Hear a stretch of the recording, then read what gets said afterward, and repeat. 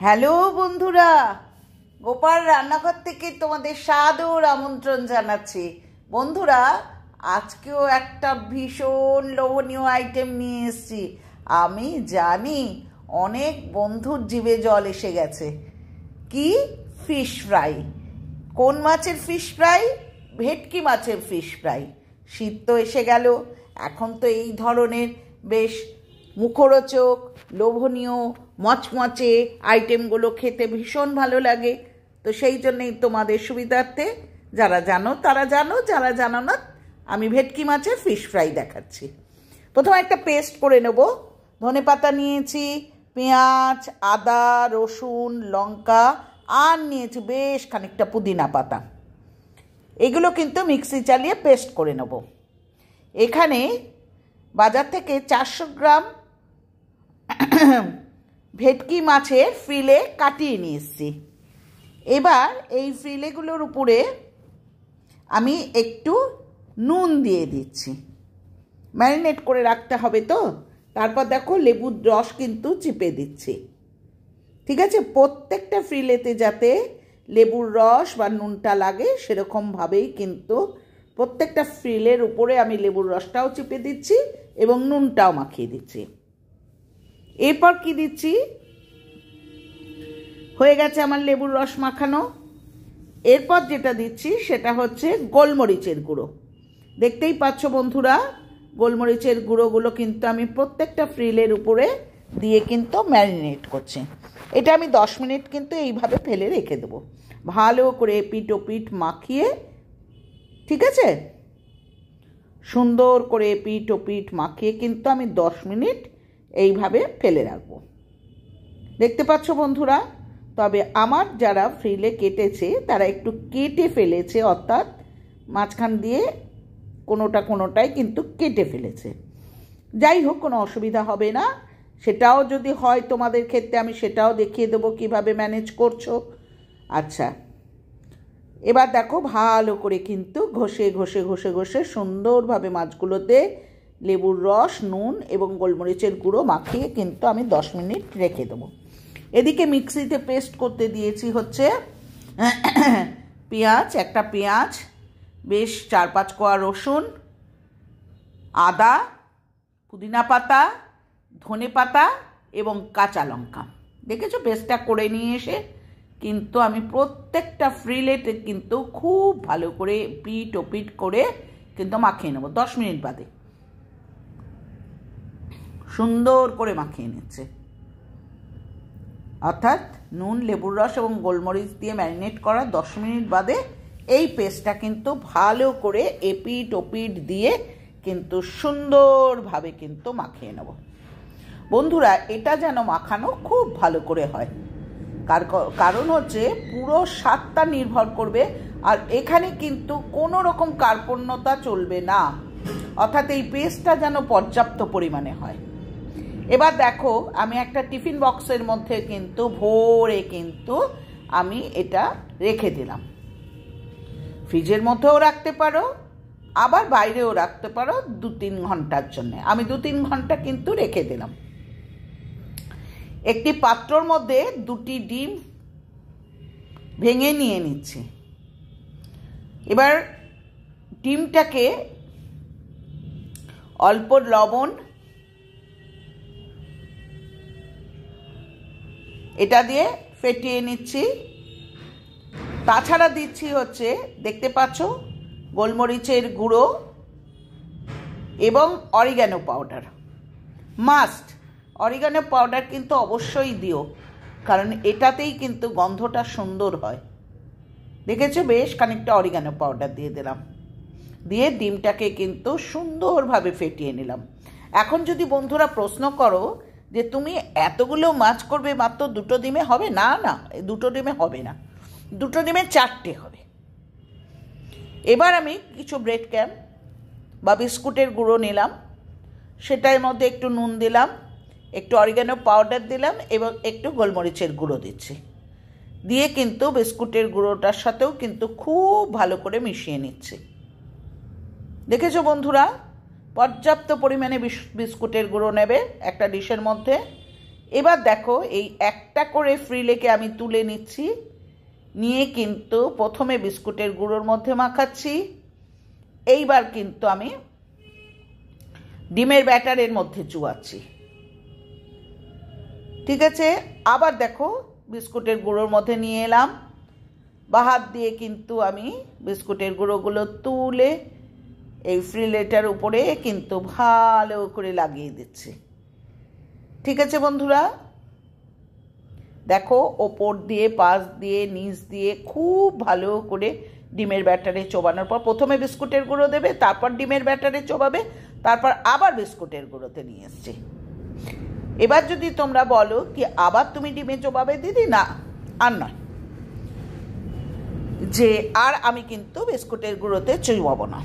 এইটা হচ্ছে ফিশ ফ্রাইয়ের ক্ষেত্রে সবচাইতে ভাইটাল অংশ। এই যে ছুরিটা নিয়েছো, এই ছুরিটা দিয়েই কিন্তু আস্তে আস্তে চেপে চেপে কিন্তু চতুর্পাশকে কিন্তু সেট করে নিতে হবে। তাহলে শুধু শেপ বা সাইজে দেখতে সুন্দর হবে তাই নয়,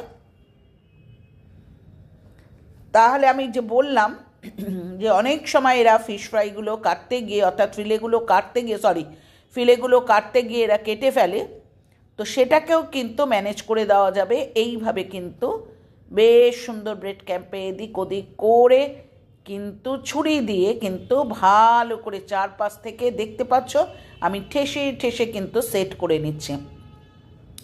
খুব ভালো করে কিন্তু সেট করবে, অর্থাৎ এইটার উপরেই কিন্তু ফিশ ফ্রাইয়ের শেপ, সাইজ এবং ফিশ ফ্রাইটা কিন্তু ভাজার সময় কোনো রকম ভাঙাচোরা কোনো অসুবিধা হবে না। ঠিক আছে বন্ধুরা, তো হয়ে গেল আমার ফিশ ফ্রাই মোটামুটি। দেখো আমি তৈরি করে ফেললাম, এরকম প্লেটের মধ্যে আমি বেশ 3-4টি আগে থেকেই করে রেখে দিয়েছি। এইভাবে আমি প্রত্যেকটি দেখিয়ে দিচ্ছি, দেখো প্রত্যেকটা আমি তৈরি করে নিয়েছি, কি সুন্দর দেখতে হয়েছে। দেখো একটার পর একটা এইভাবে করছি, দেখতেই পাচ্ছ যে প্রথমে আমি ব্রেড ক্যাম্পে চোবাচ্ছি, তারপরে এই যে ডিমের ব্যাটারের মধ্যে চোবাচ্ছি। ঠিক আছে, এরপর আবার ব্রেড ক্যাম্পের মধ্যে দিচ্ছি, বা হাত দিয়ে তুলে তুলে দিচ্ছি ব্রেড ক্যাম্পগুলো, চারপাশ থেকে লাগাচ্ছি সুন্দর করে। ঠিক আছে, আর তারপর যখন হয়ে যাবে দেখো এরকম করে ঠেসে ঠেসে আমি কিন্তু সেট করছি, অর্থাৎ কোনো ফাটা ভাঙা চোরা কিছু থাকলে শেপটাও সুন্দর হয়ে যাবে এবং সেটাও কিন্তু মেকআপ হয়ে যাবে। খুব সুন্দর করে কিন্তু ঠেসে ঠেসে ঠেসে ঠেসে কিন্তু এটাকে সেট করে নিও, তাহলে ভাজতেও সুবিধা হয়, দেখতেও ভালো লাগে। ঠিক আছে বন্ধুরা, কি খুব সহজে ফিশ ফ্রাই শিখে গেলে, তাই তো? তো যারা জানো তো জানো, আর যারা জানো না, নতুন গৃহিণী বা যেসব বন্ধুরা ফিশ ফ্রাই করতে ভয় পাও, বাজার থেকে কিনে খাও, বন্ধুরা দয়া করে বাজার থেকে কিনে খেও না, কারণ একটা ফিশ ফ্রাই বাজার থেকে কিনে খেতে সত্যি করে ভালো ভেটকি মাছ দেয়ও না, তা সত্ত্বেও কত টাকা নিয়ে নেয়, তাই না? দেখো কত সহজে আমরা বাড়িতে বানিয়ে ফেললাম। তো এইভাবে ভেটকি মাছ ফিলে কাটিয়ে নিয়ে এসে কিন্তু সুন্দরভাবে ফিশ ফ্রাই কিন্তু বাড়িতেই তৈরি করে ফেলতে পারো। আমি এটা করেছিলাম কি, রাত্রিরে তৈরি করে আমি একটা টিফিন বক্সের মধ্যে ভরে রেখেছিলাম। এটা আমি করেছিলাম হচ্ছে ভাইফোঁটার দিন। ঠিক আছে, তারপরের দিন যখন দাদারা এলো তখন সকালবেলা আমি আগের থেকে বার করে রেখে দিলাম, তারপর সকালবেলা এটা ভেজে নিলাম। দেখেছো আমি কত যত্ন করে কিন্তু চারপাশটা সুন্দর করে সেট করছি, তাতে কি হবে, ফেটেও যাবে না, দেখতেও সুন্দর হবে। তো এইভাবে আমি প্রত্যেকটা ফিলে কিন্তু তৈরি করে সুন্দর করে টিফিন বক্সের মধ্যে রেখে দিলাম। যে কটি প্রয়োজন সে কটি বার করে নেব, আর যেটা লাগবে না সেটা ফ্রোজেন করে রেখে দেবো। দেখো কড়াইতে বেশ খানিকটা তেল দিয়েছি, আমি একটা একটা করেই ভাজবো। হোয়াইট অয়েল দিয়েছি, দিয়ে কিন্তু আমি প্রথমে তেলটাকে বেশ টকবক করে গরম করতে দিয়েছি, তারপর মিডিয়াম ফ্লেমে কিন্তু আমি এগুলোকে ভাজছি। বারবারই বলছি কিন্তু হাই ফ্লেম করে দিও না, কারণ পুড়ে যাবে। মিডিয়াম ফ্লেমে রেখো, তাহলে কি হয়, দুটো পাশই সুন্দর গোল্ডেন মতো কালার হয়ে ভাজা হয়ে যায়। দেখতে পাচ্ছ বন্ধুরা কি সুন্দর কালার হয়েছে। এবার কিন্তু আমার দুটো পিঠই ভালো করে ভাজা হয়ে গেল। এবার আমি আস্তে আস্তে আস্তে আস্তে কিন্তু তুলে নেব, এপিট ওপিট করে কিন্তু আস্তে আস্তে তুলে নেব। আমি প্রত্যেকটা ফিশ ফ্রাই কিন্তু একটা একটা করে ভাজবো, কারণ একাধিক ফিশ ফ্রাই দিয়ে কিন্তু বা একাধিক ফিলেগুলো দিয়ে কিন্তু ভাজতে গেলে যদি ভেঙে যায় তা বিচ্ছিরি দেখতে হবে। ঠিক আছে, তো হয়ে গেল আমার মোটামুটি, কিন্তু দেখো এরকম করে একটার পর একটা ফিশ ফ্রাই ভাজা কিন্তু হয়ে গেল। তো এখন কি দিয়ে দেবে? আমি দুটো জায়গায় দুভাবে সার্ভ করেছি। একটা জায়গায় আমি কাসন দিয়ে সার্ভ করেছি, আর একটা জায়গায় আমি টমেটো দিয়ে সার্ভ করেছি। অনেকে কাসন দিয়ে খেতে ভালোবাসো, অনেকে টমেটো সস দিয়ে খেতে ভালোবাসো, কিন্তু স্যালাড কিন্তু দুটো জায়গাতেই লাগবে, তাই না? এটা স্যালাড না হলে জমে কী করে ফিশ ফ্রাই? আহা, এরকম গরম গরম ফিশ ফ্রাই, শীতের দিনে 1 কাপ কফি আর একটা ফিশ ফ্রাই, জাস্ট ভেবে দেখো। শুধু তাই না, গেস্ট আসলেও কিন্তু এইভাবে বাড়িতে বানিয়েই কিন্তু ফিশ ফ্রাই খাওয়াতে পারো, তাই তো? তো সুতরাং এখন আর ভয় পাওয়ার কিচ্ছু নেই।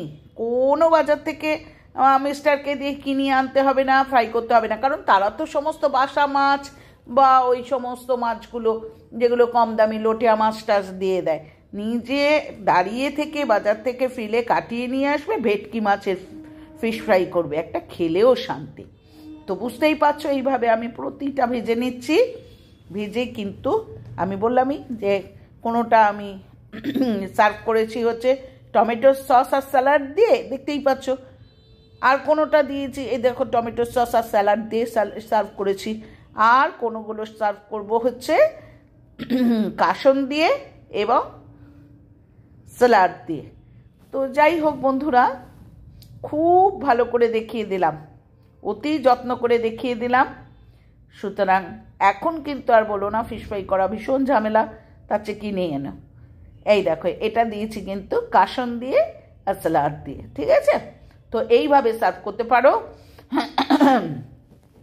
এবার বলি, পুরনো বন্ধুরা যেইভাবে সমর্থন করছো, সুন্দর সুন্দর কমেন্ট করছো, সেইভাবেই ভাই কমেন্ট চাই সুন্দর সুন্দর, কারণ এটা আমাকে খুব মোটিভেট করে। আর নতুন বন্ধুরা চ্যানেলটা সাবস্ক্রাইব করো, লাইক করো, কমেন্ট করো, শেয়ার করো, আর বেশি বেশি করে শেয়ার করো, বেশি বেশি করে লাইক দাও। আর দ্বিতীয়ত একটা ভালো কমেন্ট অবশ্যই করো। আর আজ আসি, পরের দিন ফিরবো আবার কোনো নতুন আইটেম নিয়ে। টাটা, সবাই ভালো থেকো।